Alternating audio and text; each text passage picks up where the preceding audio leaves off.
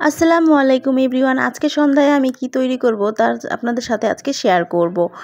আর তার জন্য অবশ্যই আমার পাশে থাকতে হবে। তো প্রথমেই আমি চুলায় দিয়ে দিলাম একটা কড়াইয়ের মধ্যে আমি অল্প একটু ঘি দিয়ে গরম করে নিলাম। গরমটা করা হয়ে গেলে আমি দিয়ে দেব সুজিটা একটু ভালো করে ভেজে নেব। আর সুজিটা যাতে নিচ দিয়ে না লাগে তার জন্য লাড়াচাড়া করে নেব। তো সুজিটা আমার ভাজা হয়ে গেছে, এখন আমি সুজিটা নামিয়ে নেব। তো সুজিটা নামানো হয়ে গেলে তারপর আমি আবারও ঘি দিয়ে দিব। ঘিটা একটু বেশি দেব। এখন ঘিটা গরম হয়ে গেলে তখন আমি দিয়ে দিব গাজর বাটা। গাজরটা আমি অবশ্যই আগে থেকেই কেটে সুন্দর করে ধুয়ে তারপর সিদ্ধ করে বেটে নিয়েছিলাম। আপনারা অবশ্যই গাজরটা সুন্দর করে ধুয়ে বেটে নেবেন। তারপর একটু ভালো করে লাড়াচাড়া করে নিতে হবে যাতে গাজরের স্মেলটা চলে যায়। তারপর আমি দিয়ে দেব সুজিগুলো দিয়ে আমি ভালো করে লাড়াচাড়া করে নেব এবং কি যখন একটু আঠালো হয়ে আসবে, সুজিটা দেওয়ার পর একটু আঠালো হয়ে আসবে তখন আমি চিনি দিয়ে দেব। তো চিনিটা দিয়ে দিলে একটু পানি ছেড়ে দেবে, পানি ছেড়ে দিলে আমি ভালো করে লাড়াচাড়া করে নেব। অনেকে আছে ঢেকে দেন, ঢেকে দিলে ভালো হয়, সুজিটা ভালো করে সিদ্ধ হয়। আমি এবার ঢাকবো না, আমি এভাবেই লাড়াচাড়া করতে থাকবো এবং কি ঢেকে দিলে নিচ দিয়ে লেগে যেতে পারে, যার কারণে আমি লাড়াচাড়া করব। আর তারপর আমি দিয়ে দিলাম কনডেন্স মিল্কটা দিলে লিকুইড হয়ে আসবে। তারপর আমি আবারও লাড়াচাড়া করতেছি।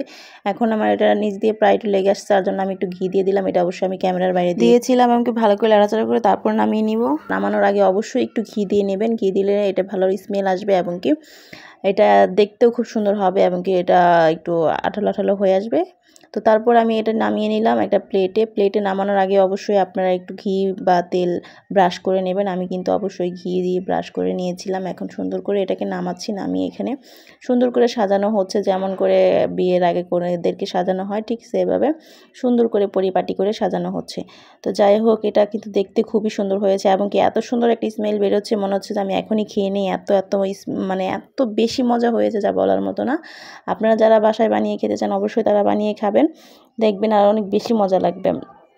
তো আমি এটাকে এখন সুন্দর করে একদম প্লেন করেই করছি যাতে সুন্দর করে কাটা যায়। তো সব দিক থেকে পরিপাটি করে সাজাচ্ছি। তো যাই হোক, এখন কিন্তু এটা অনেক বেশি পরিপূর্ণভাবে সাজানো হয়ে গেছে। তো আমি এটাকে কিছুক্ষণের জন্য রেস্টে রেখে দেব। তো আমার এটা রেস্টে প্রায় আমি রেখেছিলাম কিছুক্ষণ আগে, তো রেস্টে রাখা হয়ে গেছে। তো এখন আমি এটাকে কেটে নেব, কাটার জন্য একদমই প্রস্তুত।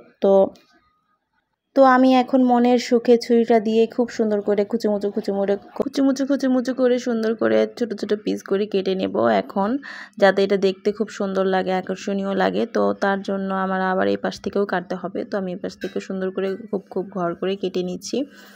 আপনারা চাইলে অনেকে এটা কেটে নিতে পারেন, অনেকে এমনিতেই খেতে পারেন, এটা আপনাদের ইচ্ছে অনুযায়ী। তো যাই হোক, আমি তো কেটে নিলাম ছোট পিস করে, কারণ আমার আবার ছোট পিস করে কেটে খেতে খুব বেশি ভালো লাগে, দেখতে সুন্দর লাগে বিদায়। তো আমি সুন্দর করে কেটে নিয়েছি এবং দেখতে কিন্তু খুব সুন্দর হয়েছে এবং ধরতেও খুব সফট হয়েছে, খেতেও খুব মজা, এত সুন্দর লাগছে। আমার মনে হচ্ছে আমি এখনই খেয়ে নিই, খাবো অবশ্যই। তো আপনারা অবশ্যই আমাকে লাইক কমেন্টে জানাবেন কেমন হয়েছে। পাশে থাকার জন্য আপনাদেরকে অনেক ধন্যবাদ।